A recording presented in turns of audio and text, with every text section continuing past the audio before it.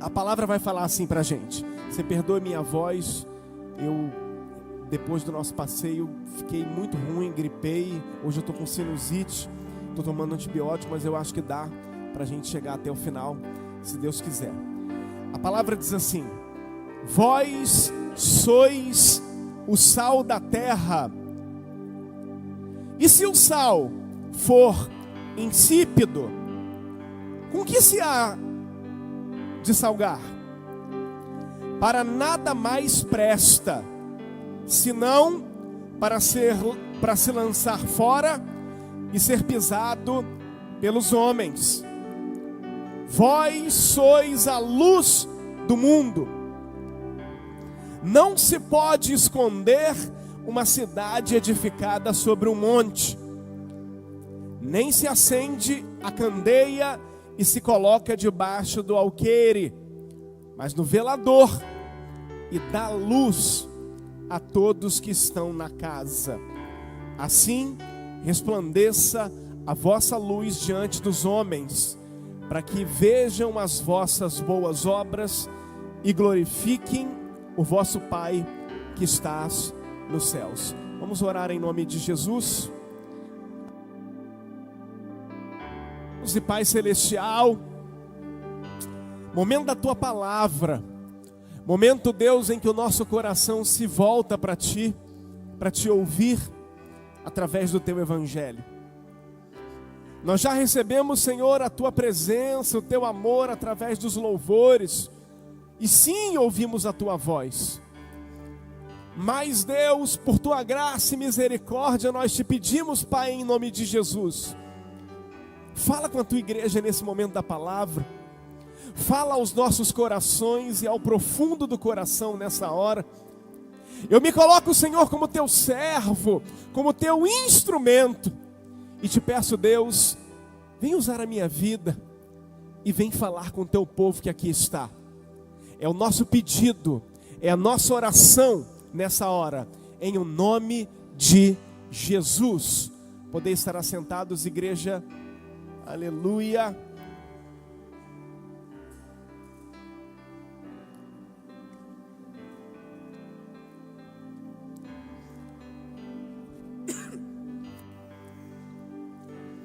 Nós vivemos um tempo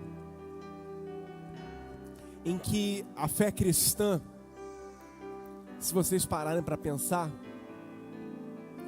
a fé cristã ela tem sido alvo de muitas ironias. A fé cristã ela tem sido alvo de muitas tensões, de muitas críticas. Inclusive, semana passada, no carnaval, nós tivemos uma manifestação que foi extremamente agressiva contra a fé cristã, contra os evangélicos, contra os católicos. Isso motivou notas de repúdio da Igreja Católica, da Igreja Evangélica, da Ordem dos Advogados do Brasil, da imprensa, de todos os segmentos da sociedade. E diante desse momento histórico e cultural em que os cristãos passam por essas pressões, de nossa parte que somos cristãos, nós podemos ter duas reações. A primeira delas é a agressividade. É muito comum pessoas no nosso meio, conhecidos, influenciadores, adotarem um tom de agressividade. Mas também tem um tom que é o oposto disso, que seria o tom do silêncio. Você vê pessoas oscilando entre a agressividade extrema, que não glorifica Cristo, e o silêncio, que também não glorifica Cristo. O texto que a gente acabou de ler, Jesus está proferindo a sua pregação mais famosa.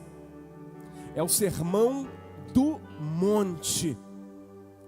E aqui ele vai mostrar que a gente não deve adotar nenhum dos dois caminhos que eu acabei de dizer para vocês. Nem o caminho da agressividade, da ofensa e nem o caminho do silêncio. Jesus mostra para a gente nos versículos 13, 14, 15 e 16, que a gente vai trabalhar neles nessa noite, algo que como conhecedor, como cristão, como crente, até como católico, a gente deve adotar como conhecedores da palavra. Ele vai dizer o seguinte: olha, lá fora, ele chama da parede para fora de mundo. Mundo é esse século.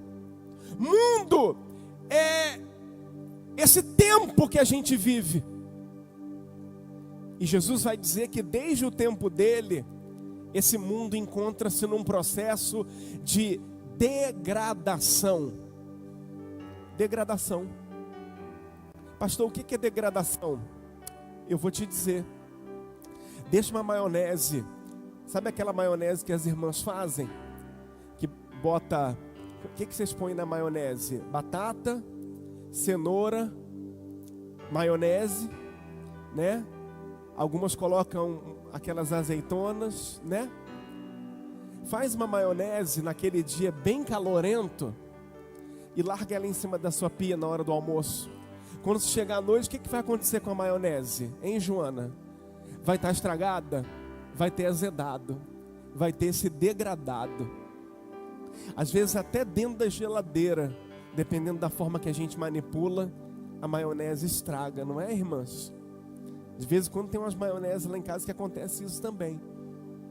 Jesus está dizendo que esse mundo lá fora, ele encontra-se num processo de degradação.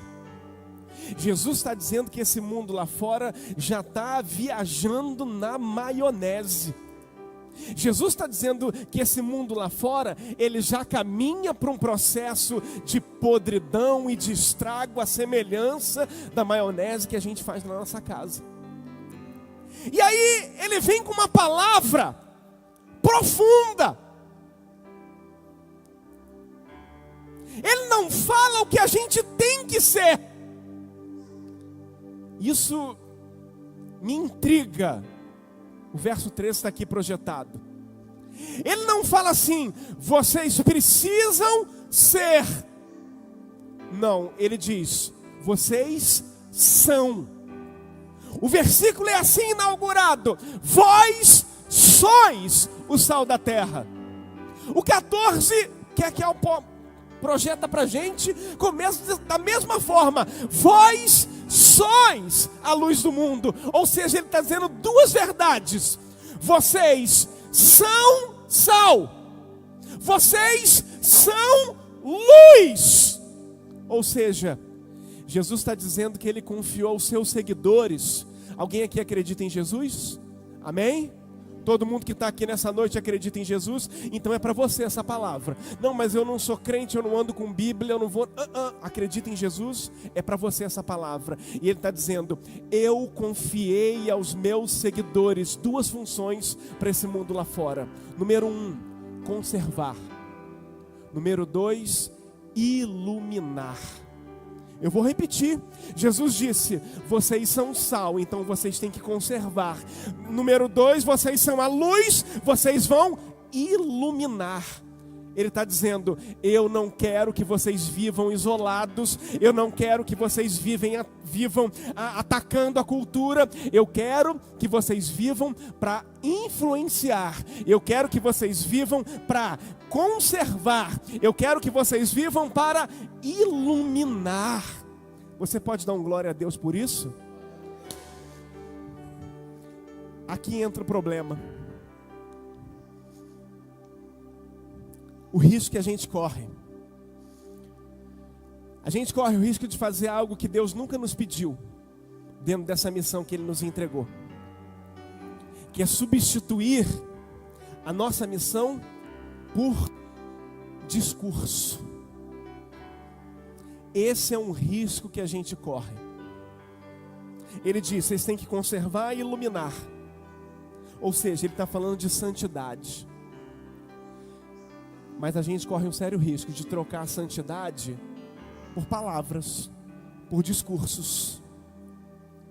Paulo, quando ele escreve aos Romanos, no capítulo 2, do verso 21, 22, 23, 24, ele diz o seguinte: é possível falar uma coisa, não é que seja certo, não é que seja certo, mas Paulo está dizendo aos Romanos que é possível falar uma coisa e viver outra.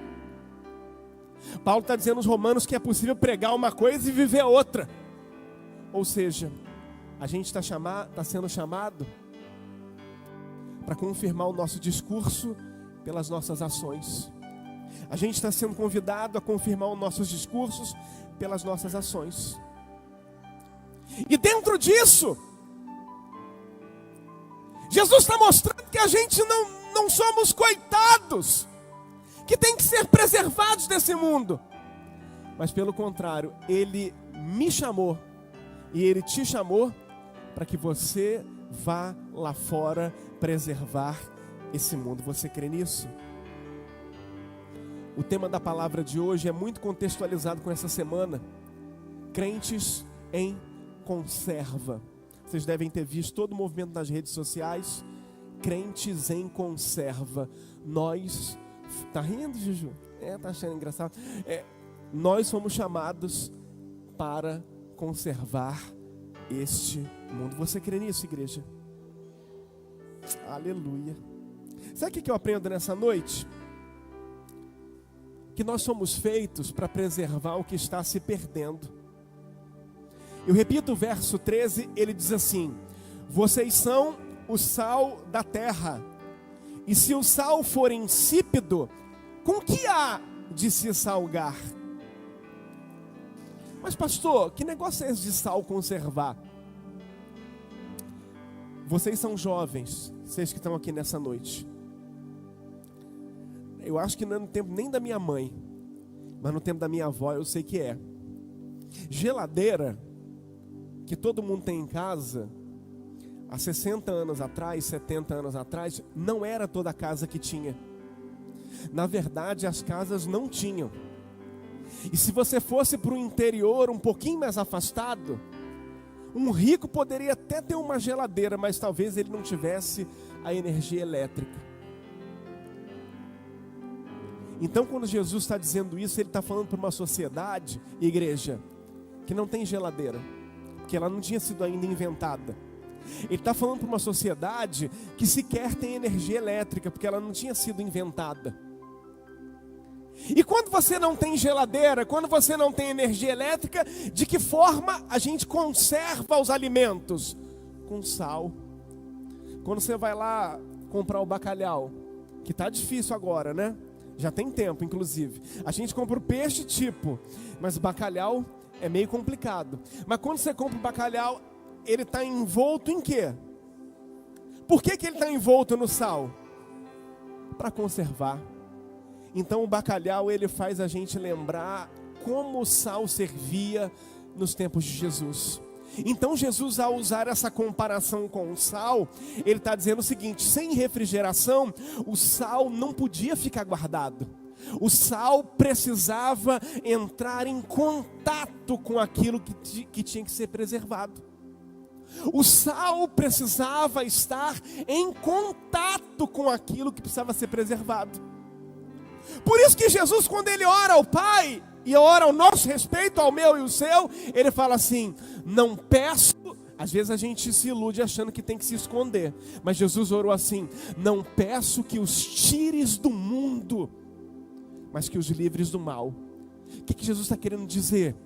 Não é para a gente sair do mundo, não é para a gente fugir do mundo, não é para a gente ter medo das pessoas, não é para a gente ter medo das amizades, dos relacionamentos. Jesus está mostrando que o sal precisa estar em contato. Jesus está falando que a tua vida tem algo especial, que Ele põe algo especial sobre você, que é Ele mesmo, que Ele põe algo dele na tua vida, e que quando você tem contato com os outros, Ele está sendo mostrado. Tu crê nisso? O problema é a parte B do versículo 13, que vai dizer assim: mas se o sal for sem sabor, se ele for insípido, com que há? Com que há de se salgar? Mas pastor, sal sem sabor? Aí eu vou te dar outro dado histórico. Hoje você vai lá no mercado, eu acho que uns R$2, R$3 compra 1 quilo de sal. Uns R$3 você compra sal. O cisne, que eu acho que ainda é o melhor, né? Tem alguns outros, mas ele não é igual ao sal cisne. Eu fazendo aqui propaganda. R$3 você compra, R$4 você compra 1 quilo de sal. Mas nos tempos de Jesus, como o sal era tão importante, ele se torna uma especiaria. Como o sal, ele não é só para salgar, botar no saleiro, ele é para cuidar e proteger os alimentos. Ele se torna algo caro. Caro. E aí o que fazem? Falsificam o sal. Irmãos, a malandragem, ela é antiga. A esperteza, ela não é de hoje. Ela é antiga. Então já nos tempos de Jesus tinha sal, que era um pouquinho de sal, e mistura com quaisquer outras coisas. Você via, olhava, parecia sal.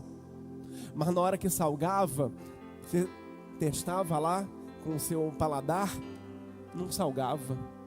Era insípido. E se ele é insípido, ele perde o seu maior poder, que não é só dar gosto, ele perde o seu poder de conservar. O que Jesus está dizendo? O problema do sal não é ele deixar de existir. O problema do sal é ele deixar de reagir. E quantas vezes a gente tem deixado de reagir? Eu não estou falando de discussão, eu não estou falando de briga, eu não estou falando de discutir com as pessoas, eu não estou falando de reagir às pessoas, mas quanto tempo a gente tem deixado de reagir? Quanto tempo a gente tem deixado problemas para os outros resolverem? Quanto tempo a gente tem se fechado na nossa fé? Quanto tempo a gente tem ouvido essa palavra, ouvido a palavra de Deus, crido na palavra de Deus, crido em Jesus, e na hora que Ele fala, faz isso para mim, a gente se esconde. A gente se fecha. Eu vejo gente, dia desses, não foi esse ano, uma cantora famosa desfilou no carnaval, uma senhora já de 70, 80 anos. Ela servia a Satanás. E aí ela teve que pedir autorização para Satanás para desfilar no carnaval. De tanto que a vida dela foi dada para Satanás. E aí os jornais dizendo, muito bonito, a cantora baiana, eu não vou dizer aqui o nome dela, que está na live, mas a cantora XYZ desfilou, foi homenageada e pediu autorização para a entidade dela. E a entidade autorizou. E todo mundo dizendo, lindo. Nossa, que coisa maravilhosa. Serve-se a Satanás com a normalidade tremenda. Adora-se a Satanás com a normalidade tremenda. E ele está matando as pessoas, e ele está levando as pessoas para o inferno, e ele está destruindo casamentos, ele está destruindo a vida das pessoas, e ele está botando amizade junto com seus filhos, e ele está botando mulher para dar em cima do seu marido, homem para dar em cima da sua mulher.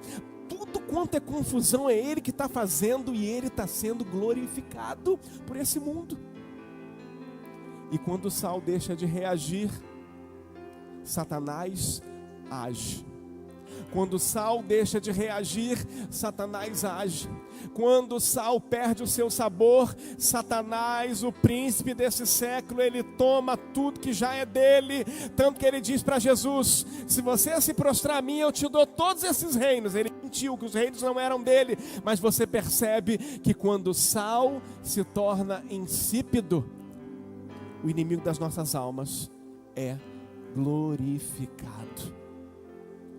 Mas eu quero crer nessa noite, eu quero declarar nessa noite que na tua vida, eu quero declarar que sobre você, que sobre a tua família, que sobre a tua casa, esse poder não prospera, esse poder das trevas não prevalece. obedece, porque Jesus é o seu Senhor, porque Jesus é o seu Salvador, porque Jesus é aquele que tem a prioridade na tua vida.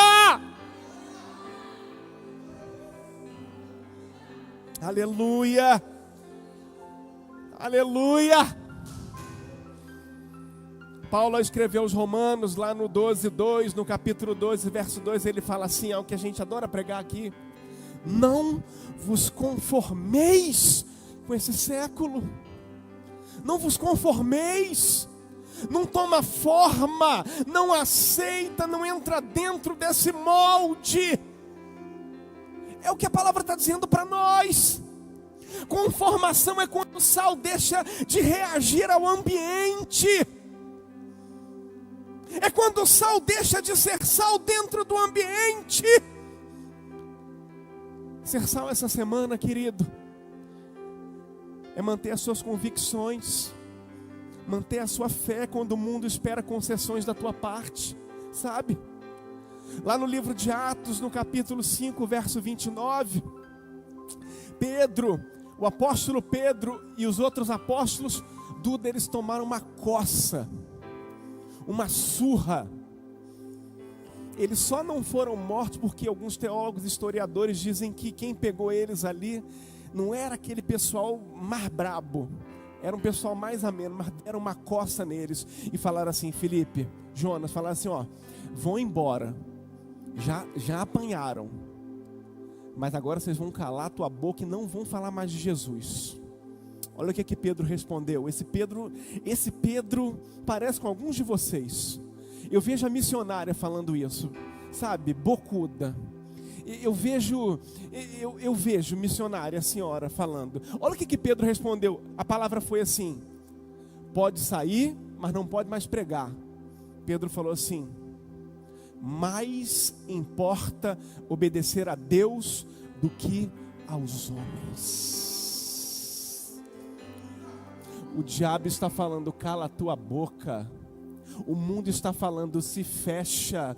O diabo está dizendo: desiste. A boca de gente está sendo usada. Volta atrás. Você não vai conseguir. Você não vai adiante. Deus não é contigo. As pessoas estão dizendo: volta atrás e desiste. Mas a palavra para mim e para você é: mais importa obedecer a Deus do que aos homens. Aleluia! Aleluia! Eu aprendo que ser sal essa semana é a gente tratar as pessoas com graça, com amor, com verdade. Quando muitos ambientes esperam hostilidades, ofensas, brigas, sabe? Eu entendo que é assumir valores cristãos sem arrogância e sem vergonha. Mas é sem vergonha bom, tá? Não é aquele que você fala: ih, fulano é um sem vergonha. Não, é sem timidez. Olha o que Paulo vai falar aos Romanos no capítulo 1, verso 16, que é Kel. Eu não me envergonho do Evangelho de Cristo. Olha o que Paulo está dizendo: eu não me envergonho do Evangelho de Cristo. É poder de Deus para a salvação de todo aquele que crê. Primeiro do judeu, mas também do grego. É primeiro do judeu, mas é do gentio. É também de mim, é também de você. E Paulo está dizendo: ser sal é assumir os nossos valores sem mitideza, sem arrogância, sem querer ser melhor do que os outros, sem uma altivez para quem está lá fora não gostar de mim, mas também é com autoridade dizendo: olha, eu vou obedecer a Deus, porque eu não me envergonho do poder de Deus, eu não me envergonho do Evangelho do Senhor Jesus Cristo.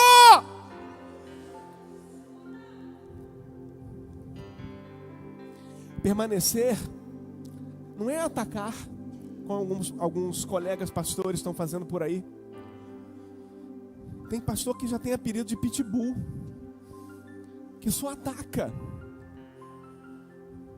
Permanecer não é atacar. Permanecer é você manter a tua convicção. É permanecer com a chama acesa. é permanecer com os seus propósitos e princípios. Porque, queridos, a firmeza, a permanência, a perseverança, sabe, as milhas andadas, os anos que você está de pé, isso conta muito mais.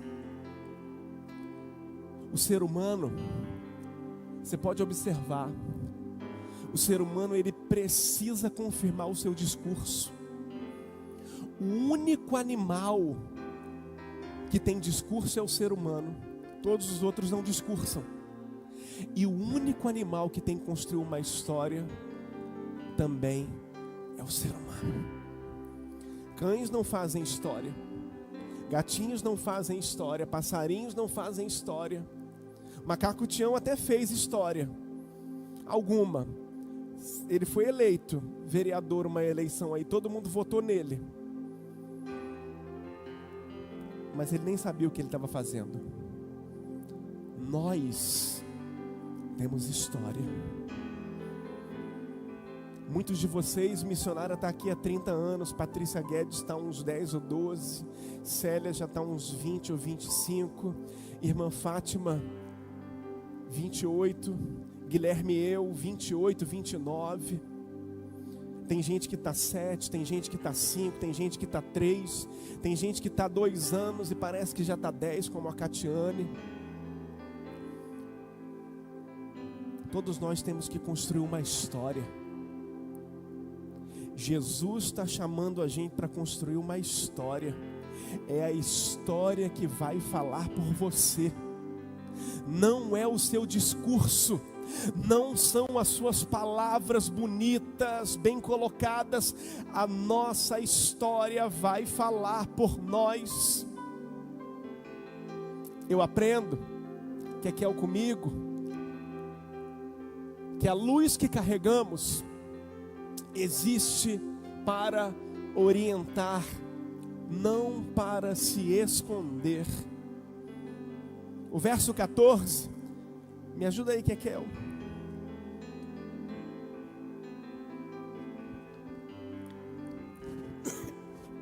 Jesus está dizendo assim: vós sois a luz do mundo. Não pode se esconder uma cidade edificada sobre um monte. Mas aqui tem uma verdade que nos incomoda. Aqui tem uma verdade que pega: a invisibilidade. Um dia, essa história é antiga, porém verdadeira, Kemily. Um pastor deu oportunidade para um jovem que serviu o quartel 1 ano. Ele queria contar um testemunho, Brian. O pastor pegou, deu o microfone. Eu vou fazer isso aqui na terça-feira também, tá? Terça de impacto. Vocês vão ficar impactados com a oportunidade que eu vou dar terça-feira aqui. A pessoa já sabe. Nunca teve, nunca. Vai ter estreia aqui na terça-feira. Fosse você, eu vinha para ver. Nem na consagração teve oportunidade. E aí esse jovem do quartel, ele recebeu a oportunidade. Ele falou assim: eu queria contar um testemunho. Você viu o quartel? Tinha um monte de satanista lá. Tinha um monte de gente que odiava cristão. E graças a Deus, eu fiquei lá 1 ano e ninguém descobriu que eu era crente. Eu consegui passar despercebido e ninguém descobriu que eu era crente. Muitos buscam a invisibilidade por medo. Muitos buscam a invisibilidade por conveniência ou por acomodação. Mas Paulo, quando ele escreve aos Filipenses, no capítulo 2, no verso 15, Kekel, ele vai afirmar para nós, lá em Filipenses, no 2 e no 15, o seguinte: para que sejais irrepreensíveis, sinceros, filhos de Deus, inculpáveis, no meio de uma geração corrompida, perversa, entre a qual resplandeceis como o quê? Astros no mundo. Deus está te levantando nessa noite. Você crê nisso? Deus está te levantando para você orientar. Você é um astro, você é uma estrela, no bom sentido, vai, calma, não quero inflar teu ego não. Uma estrela que aponta para o céu, uma estrela, um astro que aponta para Cristo. Ele está chamando a gente para brilhar como luminares nesse mundo. Brilhar não é se exibir. Brilhar não é ser árvore de Natal de Cristo. Não é se exibir. Brilhar é cumprir o teu propósito. Brilhar é cumprir o teu propósito. Brilhar é cumprir a tua missão. Brilhar é cumprir aquilo que Jesus tem te chamado. Brilhar é cumprir em obediência a missão que Ele tem colocado sobre a tua vida. Não é se exibir. Ai de mim pregar isso aqui. Apanho de noite quando chegar em casa fazer a minha oração. Não é para se exibir. Eu aprendo que ser luz essa semana é agirmos com integridade contra a desonestidade. A gente está repleto de desonestidade ao nosso redor. A gente vai agir com integridade. Eu aprendo que é tratar pessoas, olha aqui de novo. Tratar pessoas bem quando todos estão tratando mal. É Cristo ser glorificado nisso. É assumir os nossos valores. É defender os nossos valores. Ou seja, a luz precisa estar acesa. A luz precisa gritar contra as trevas. Você quer o rompimento de trevas? Tem como desligar aí rapidinho? E depois ligar? Desliga tudo aí para mim, aqui e lá. Só para a gente mostrar para a igreja. Me ajuda aí, Isabela. Isso, Paulo Júnior. Vai você, Isabela, também, por favor. Não vai ficar totalmente pronto.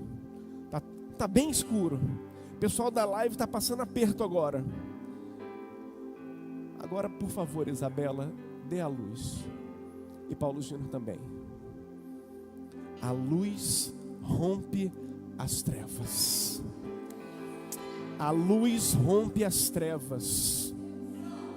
Essa igreja está aqui para romper com as trevas que estão em volta. Você está aqui, você está nesse lugar, não aqui, mas nesse lugar, nesse ambiente, nesse território, para romper com as trevas. Jesus te colocou onde você trabalha, Jesus te colocou onde você estuda, Jesus te colocou onde é a sua célula, para que você possa romper com as trevas.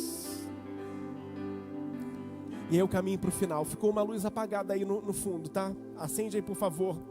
Eu caminho para o final e o 16 vai dizer assim: isso, a nossa influência, obrigado Isabela, a nossa influência existe para revelar o Pai. Você pode falar aí para o teu vizinho: Jesus te chamou para revelar o Pai.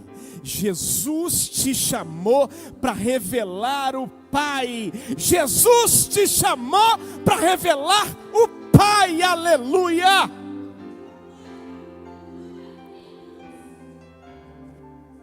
O 16 afirma essa verdade. Assim resplandeça a vossa luz diante dos homens, para que vejam as vossas boas obras e glorifiquem o vosso Pai que estás nos céus. Não é sobre mim. As pessoas vão me ver e vão te ver, e o Pai vai ser visto. As pessoas vão ver a sua vida e o Pai vai ser visto. As pessoas vão ver as coisas boas em você e o Pai vai ser visto.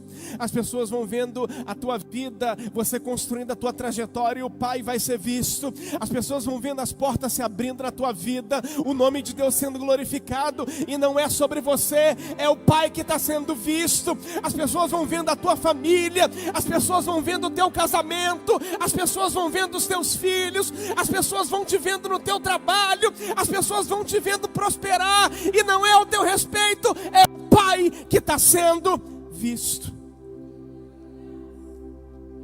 Pedro, em sua carta, em 1 Pedro 2, ele fala a mesma coisa. Ele diz: para que glorifiquem a Deus no dia da visitação. Nós fomos feitos para a glória de Deus. Nós somos feitos para revelar o nosso Deus. Nós somos feitos para brilhar e mostrar o nosso Deus. Aleluia. Porque as boas obras, então, elas não substituem a nossa fé, mas elas vão evidenciar a nossa fé. Aleluia. E Jesus falando lá em Mateus 7,16, ele diz o seguinte: sabe como é que a gente é conhecido? Pelo nosso Instagram? Não, pelo Facebook. Pelo que a gente fala, pelo que falam de nós. Nós somos conhecidos pelos nossos frutos. Jesus disse: pelos frutos os conhecereis. Ou seja, as nossas obras vão dizer quem nós somos, e as nossas obras vão glorificar ao nosso Deus. Tiago diz assim: a fé sem obras é morta. Então eu vou dar uma cesta básica. Não é só isso que Tiago está dizendo.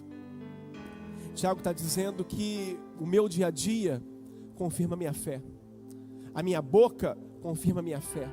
A minha vida confirma a minha fé. Tudo que eu faço confirma a minha fé. Você está aqui nessa noite, querido, eu estou caminhando para o final. Jesus pôs algo muito importante em nós. Ele não disse assim: vocês têm que buscar ser. Já parou para pensar? Você tem que buscar ser o sal. Você tem que buscar ser a luz. Ora mais para ser a luz. Ele disse: vocês são. Vocês são o sal. Vocês são a luz. Glorificar a Jesus nessa semana é perdoar quando o mundo espera uma retaliação. Quando o mundo esperava uma atitude ofensiva sua e você perdoa. Isso é glorificar a Deus essa semana. Glorificar a Deus essa semana é servir sem buscar reconhecimento. Claro que Ele é bom, mas a gente não vai buscar.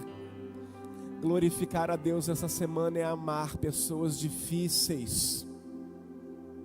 Quando Cristo nos amou primeiro. Vamos estar de pé nessa hora?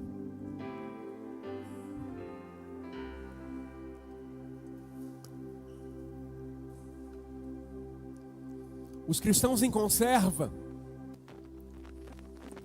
é um trocadilho.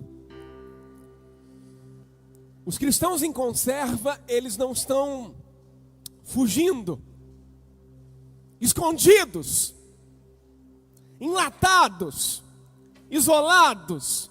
Não! Os cristãos em conserva foram chamados, porque quando a sua fé é vivida, Deus é visto.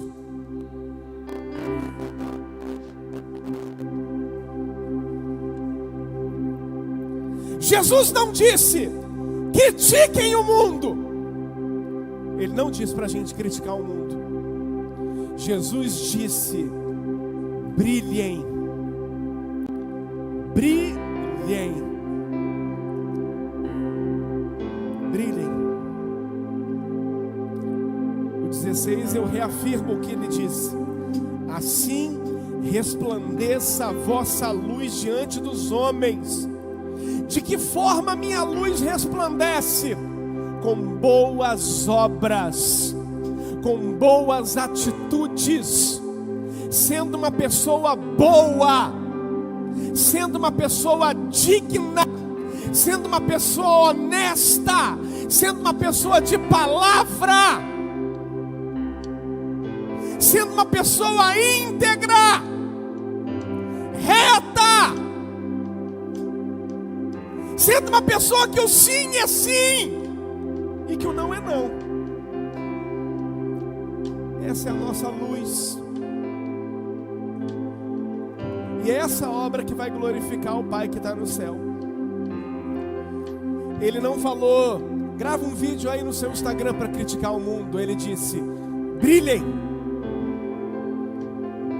Ele não chamou a gente para o isolamento, nem para guerrear contra a cultura. Ele chamou a gente para preservar o que está se perdendo. Ele chamou a gente para iluminar o que está confuso. Ele nos chamou para revelar o Pai através de uma vida coerente. Crentes em conserva não é para a gente ficar guardado, mas espalhado. Não é para a gente sobreviver, é para a gente influenciar. E hoje, esse mundo maravilhoso que nós já temos, que estamos tendo, eu não vou dizer para vocês que é fácil, mas eu tenho um compromisso muito grande de pregar a verdade nesse lugar. Eu não vou dizer a vocês que somos perfeitos, não,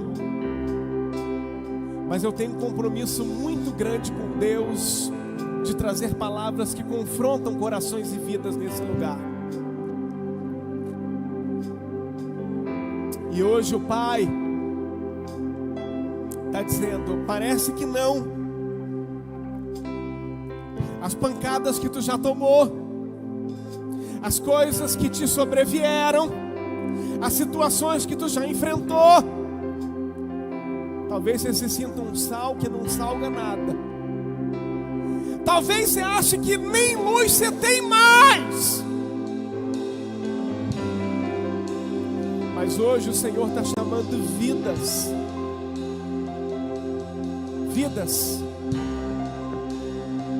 para Ele colocar algo que tem nele, vidas para Ele transformar corações, vidas para Ele inundar de luz onde há trevas, vidas para Ele reavivar, reviver, transformar, vidas para cumprir sua missão. Talvez você subiu por essas escadas hoje e sentiu que está perdendo o sabor, e sentiu que está perdendo o brilho. Hoje o Pai te trouxe aqui, aleluia. Hoje o Pai te trouxe aqui, não foi à toa. Eu quero restaurar o sabor daquilo que perdeu, e eu quero devolver a luz que as trevas estão tentando tomar. Vem ser sal, vem ser luz, vem cumprir tua missão. Ele quer que você cumpra a sua missão. Ele quer chamar vidas para cumprir uma missão. Ele quer recolocar a nossa vida nos trilhos. Ele é capaz de fazer isso. O príncipe desse século, o inimigo das nossas almas, está lá fora, bramando como um leão, buscando quem ele possa tragar. E ele traga. Liga a televisão que você vai ver. Liga no Tino Júnior que você vai ver. Toda hora ele traga, ele destrói. Mas Jesus disse: eu não. Eu vim foi para dar vida. Eu vim foi para dar vida, e vida com abundância.